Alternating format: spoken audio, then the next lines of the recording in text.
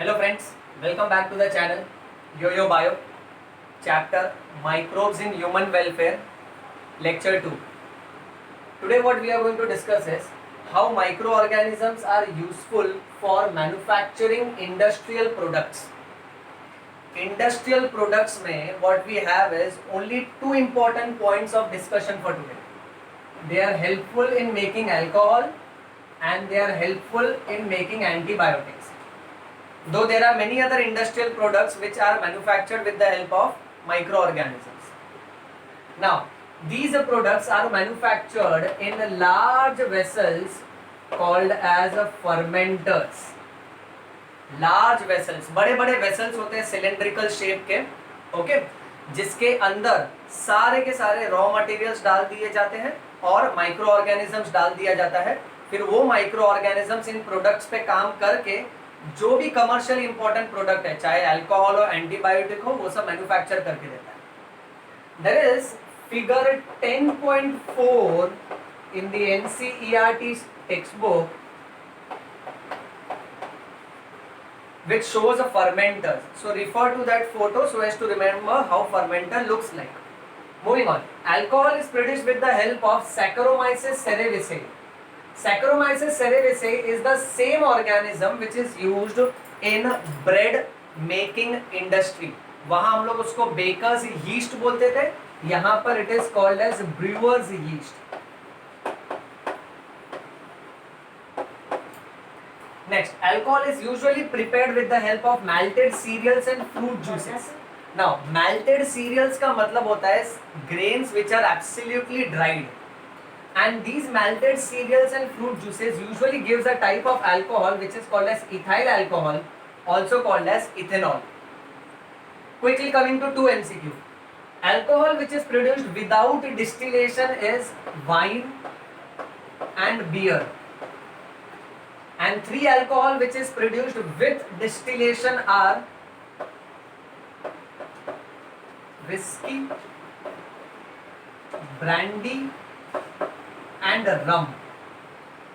So distillation is a purification process. So remember this directly as MCQ point of view. How I remember this is कि imagine a bear, भालू, drinking wine, गंदा सा भालू without distillation. So that's the best way to remember. Okay, ganda sa bhalu drinking wine. Now ganda sa means without a distillation. Bhalu is beer, okay, and wine directly. Remaining 3 whiskey, brandy, rum with distillation.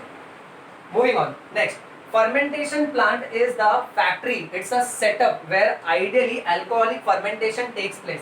NCERT textbook has figure 10.5.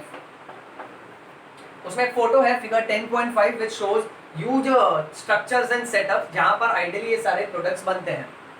सो वो photo भी एक बार refer कर लेना text book से. Moving on, then coming to the greatest discovery of 20th century is antibiotic. The word anti is a Greek word which means against and the word bio means life. So the actual meaning goes against life, यानी एक ऐसा chemical है जो जिंदगी के खिलाफ है. Now जिंदगी, लाइफ, कौन सी जिंदगी?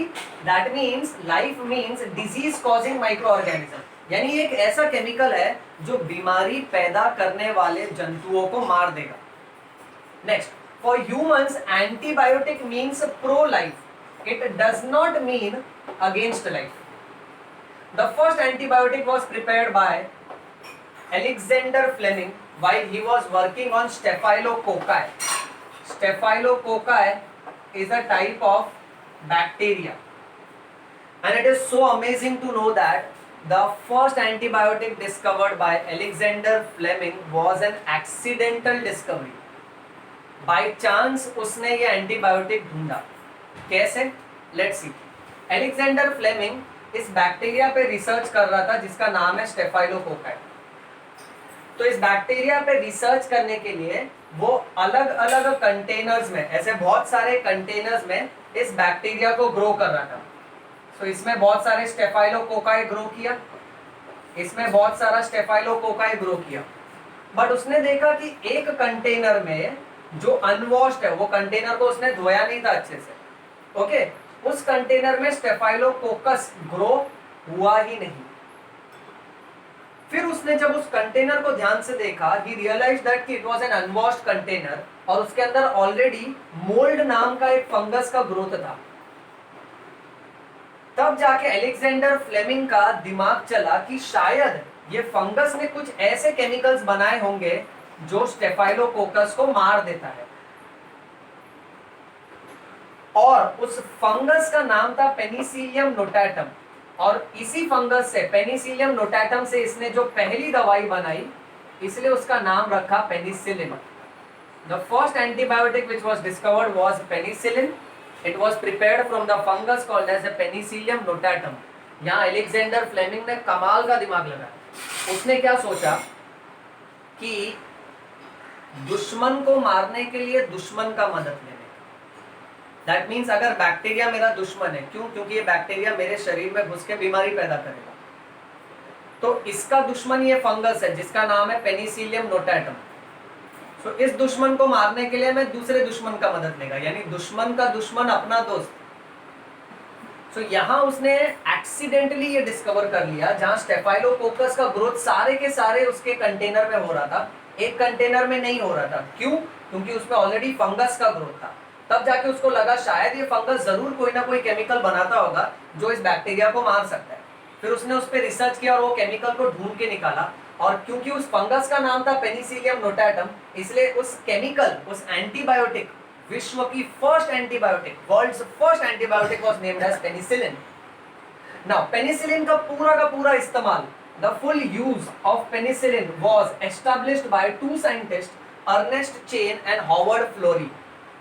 और इनकी ये एंटीबायोटिक जो है ना, ये दवाई जो है, वो जख्मी अमेरिकन सोल्जर्स को, wounded American soldiers during world war 2, उनको ठीक करने के लिए काम आई। और तब जाके ये तीनों भी जन बहुत फेमस हो गए। ये तीनों को हम लोग अपने स्टाइल में बोलेंगे FFC, फ्लेमिंग, फ्लोरी और Chain. Look here, Fleming, Florey and Chain. FFC was awarded with Nobel Prize in which year? 1945। ये भी एग्जाम में पूछा जा सकता है। So all three of them were awarded with Nobel Prize in which year? 1945। और उसके बाद फिर बहुत सारे एंटीबायोटिक्स की डिस्कवरी हुई, और हमारी लाइफ एंटीबायोटिक्स के बिना मुमकिन ही नहीं है। इन एंटीबायोटिक्स की मदद से हम लोग बहुत सारे डेडली डिजीज को हरा सकते हैं।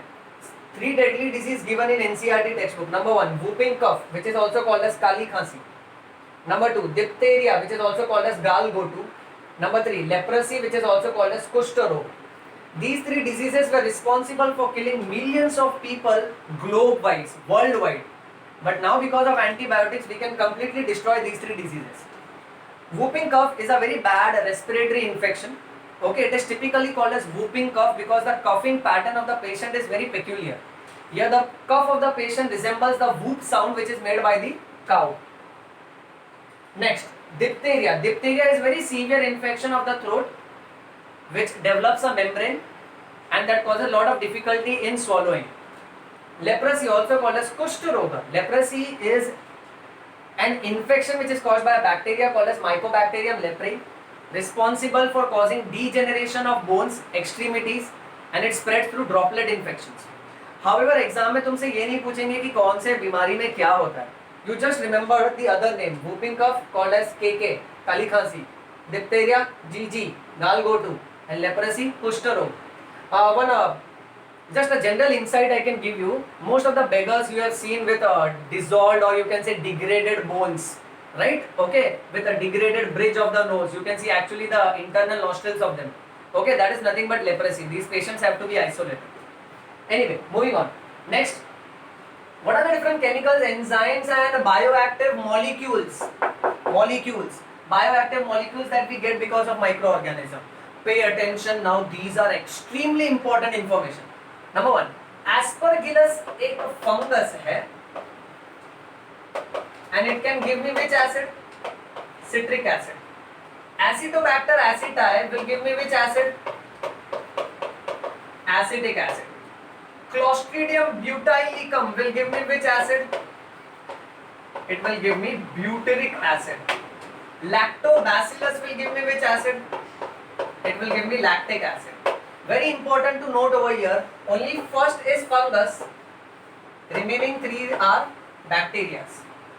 Next, this yeast called as Saccharomyces cerevisiae can give me which alcohol? Ethanol. You remember this is the same yeast, Saccharomyces cerevisiae, which is also called as brewer's yeast, useful in production of ethanol. Then microorganisms are also used to prepare enzymes. Notice lipases, pectinases, proteases.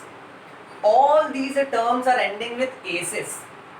Any word ending with ase, like amylase, lipase, pectinase, maltase. So these are usually enzymes.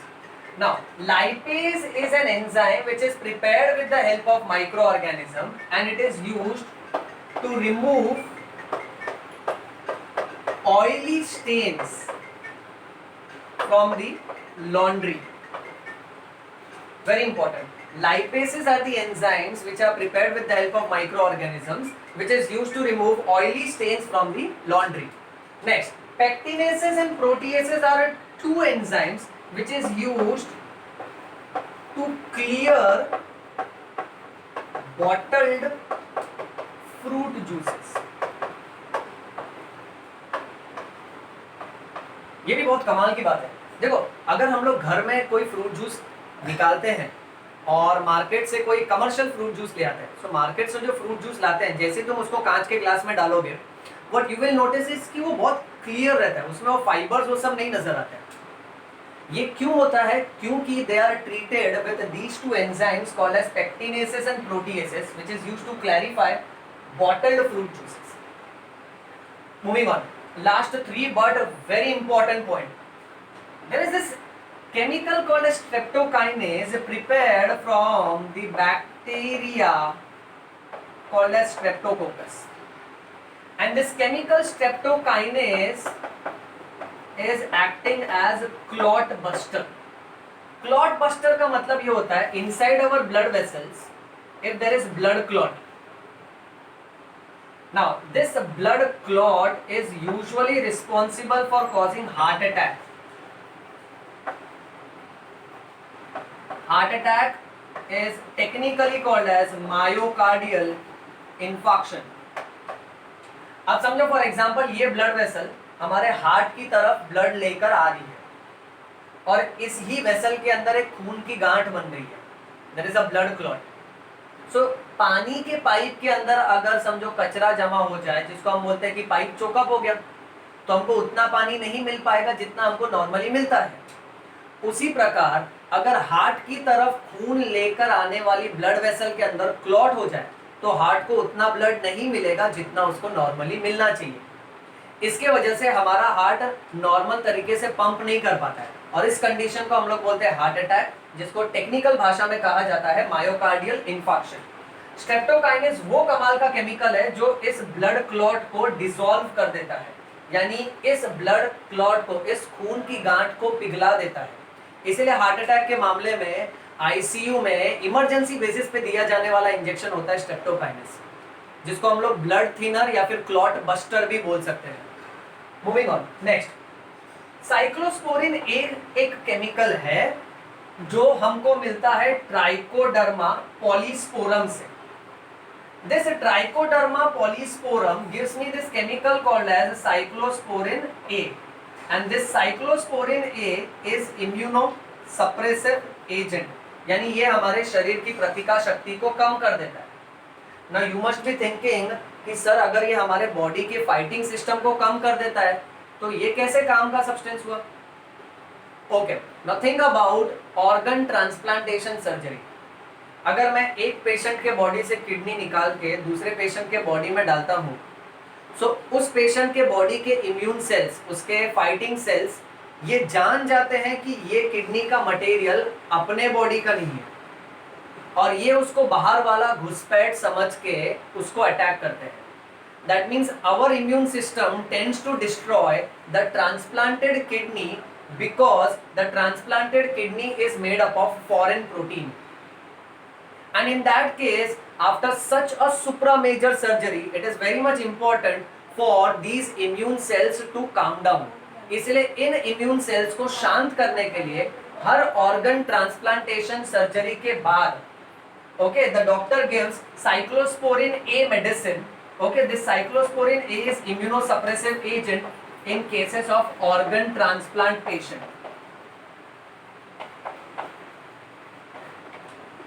Last point, we have a chemical called as a statin. Statin is prepared from Monascus purpureus, okay, and statin is used to lower down our blood cholesterol level. Statin क्या करता है ना, body में वो enzymes जो cholesterol को manufacture करते हैं, जो कोलेस्ट्रॉल को सिंथेसाइज करते हैं, उन एंजाइम्स को ये इनहिबिट कर देता है, यानी उन एंजाइम्स को काम करने नहीं देता है। इसलिए बॉडी में ज्यादा कोलेस्ट्रॉल बन नहीं पाता है और इसलिए बॉडी का कोलेस्ट्रॉल लेवल कंट्रोल में रहता है। हर वो पेशेंट जिसका कोलेस्ट्रॉल लेवल हद से ज्यादा होता है उसको स्टैटिन नाम की दवाई दी जाती है और ये स्टैटिन बनता है फ्रॉम मोनास्कस पुरपुरिस।